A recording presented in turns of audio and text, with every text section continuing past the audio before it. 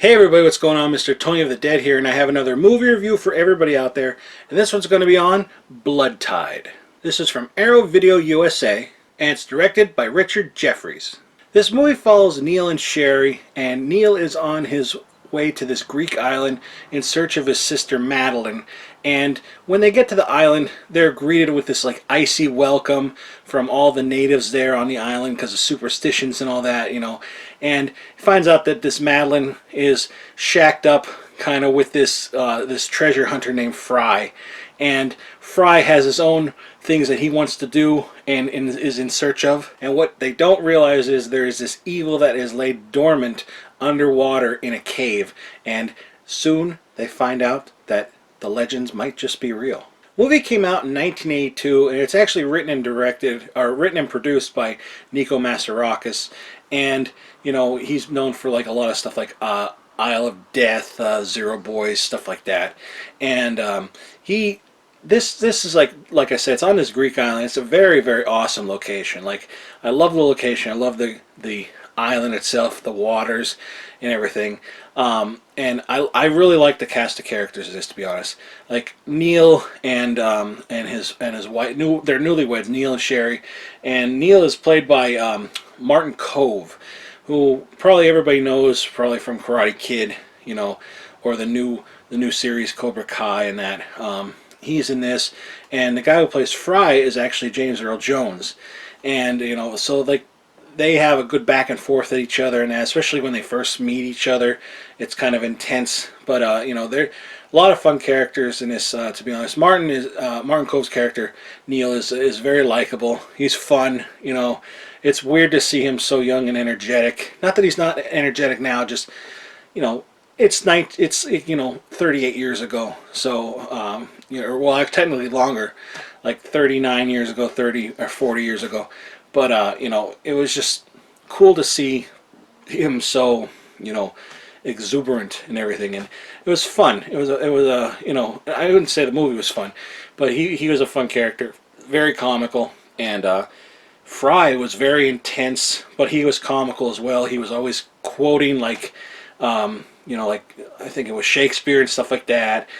So you don't know how to take him at first. You're just like what's his deal and all that, and then it unravels. And he has this woman there with him that he treats like crap, but she says there's certain compensations about him. So I'm guessing that is a sexual innuendo kind of thing. But the movie though, the whole thing with this, especially like this image here, there's like this on her head. It starts off showing like this ancient ritual. It's kind of like they sacrifice a virgin to this, like this creature that he kind of like leaves them alone kind of thing, and that creature's been laid dormant and trapped in this underwater cavern thing, and then Fry, being the treasure hunter, kind of awakens him, and then people start to go missing and getting eaten on the island. Now, the creature, I don't know if it's because it's cleaned up or not, but the creature like kind of looks kind of very puppety, like it's not very scary. It's scary underwater if you look and you see it, but it doesn't look very good, to be honest. Maybe like if you watched it like on VHS or something, it would look a little scarier, but I didn't think it was scary at all. It kind of almost looked like like somebody with a hand puppet thing, but very ferocious kind of animal. Again, I don't really know Greek mythology and that, so it links back to a lot of that stuff, especially one of the guys in it. I can't, Dionysus or something like that. Something about wine. So he was getting them wine, and his name was. So there's like, throwbacks to Greek mythology and that. But and the island, like I said, is really nice. The view is really nice. Madeline is kind of like she's living in this like. She was with Fry, but then she starts living with like these nuns on the island and in the church, and she found a painting, and she's finding out that the painting actually has it dates back before Christ, and it has like layers to it, so she's getting the layers done, and she starts getting weirder and weirder throughout the movie, and you know, it goes from there. But like, honestly, it's a very kind of slow movie.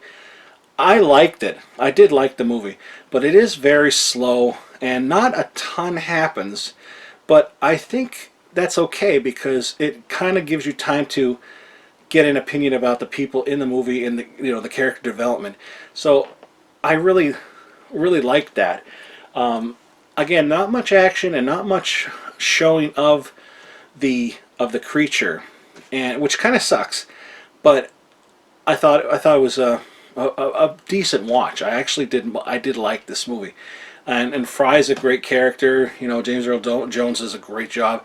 Everybody, of course, knows him as the voice of Darth Vader, but like, you know, or like maybe even in Conan the Destroyer, or you know, maybe even the Sandlot. You know him as the neighbor with the dog, but I liked him in this a lot. I think he was definitely my favorite character, and everybody was very likable. So, being that it was still slow, it gave you time to get used to the characters and the development, and I really liked that. I made it way more enjoyable. Yeah, but yeah, I would say that this is a pretty decent movie. To be honest, I enjoyed it. But now I'll show you the inside. And there's the newly commissioned artwork from Graham Humphreys. I've said that name plenty of times in the past. It's really cool artwork. I really like this one a lot. And then if you reverse it on this side, you get the original artwork for Blood Tide. You know, and you get the spine there. They didn't change the font at all. It's just different colors. But I'd have to say, I like this one way more than this. This is it's kind of like, this is pretty cool. The only thing I wish that was on here was Martin Cove's character. You know, you got James Earl Jones, you got Madeline, and you got this nun. But you don't have Martin Cove on here, like his face or anything. But, you know, I'd definitely say this is the winner right here. And there are the special edition contents. Not too many of them, to be honest, but if you want to pause it now and check them out, you can. And here you have a little booklet, and here is the Blu-ray, and the Blu-ray is Region A. And here's the booklet. Like I said, it's a pretty skinny booklet. You open it up, and you got the cast and crew. You have Turns of the Tide by Michael Gingold and About the Restoration. And of course you get some images. There's Madeline there. Very, very beautiful woman. Very beautiful women in this.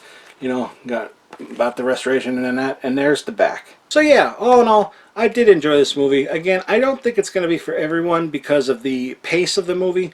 But for me, I thought it kept you more, it kept you, you know, your attention. It kept your attention more, and you know, that's fine. I thought it was fun. Not, like I said, not a lot of creature action, but you know, it's cool, and the island is great, and the cast is, you know, a really great cast. So yeah, that's Blood Tide here.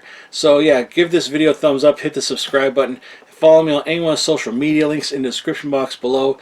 If you're interested in this, I'll put a link below where you can get it. Also, I'll put a link below for a trailer, but like I always say, proceed with caution. It may contain spoilers. Well, that's it, everybody. Thanks for watching. I'll talk to you later. Bye.